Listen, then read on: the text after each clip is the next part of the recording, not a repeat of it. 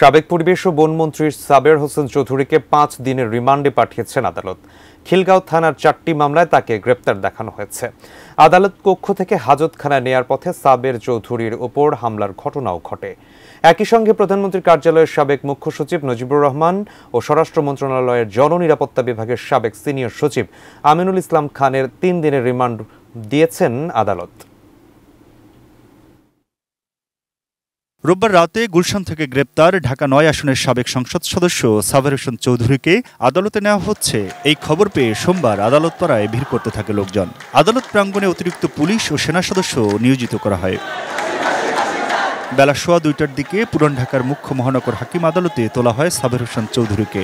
একই সঙ্গে প্রধানমন্ত্রীর সাবেক মুখ্য সচিব নজিবুর রহমান ও স্বরাষ্ট্র মন্ত্রণালয়ের জননিরাপত্তা বিভাগের সাবেক সিনিয়র সচিব আমিনুল ইসলাম খানকেও একই এজলাসে আনা হয়। এ সময় তাদের বুলেট প্রুফ জ্যাকেট ও হেলমেট পরানো ছিল। এজলাস কক্ষে আনার সময় বিক্ষোভকারীরা সাবের চৌধুরীর বিরুদ্ধে স্লোগান দিতে থাকেন। আদালতে তোলার সময় তাকে লক্ষ্য করে ডিম ছুড়ে মারতে দেখা যায়। পল্টনে বিএনপি কর্মী মকবুল হত্যা মামলায় সাবের হোসেন চৌধুরীর 10 দিনের রিমান্ড চায় পল্টন থানা পুলিশ।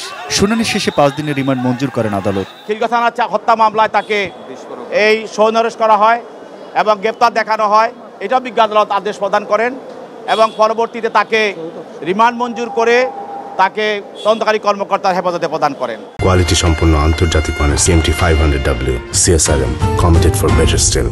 দুই সাবেক আমলা নজিবুর রহমান ও আমিনুল ইসলাম খানকে আলাদা দুটি মামলার শুনানি শেষে রিমান্ড আদেশ দেন আদালত। জামিন নামঞ্জুর করেছেন, 5 দিনের রিমান্ড মঞ্জুর করেছেন। আমরা এই আদেশে এবং রায়ে সংক্ষুব্ধ বিক্ষুব্ধ। আমরা উচ্চ আদালতে যাব।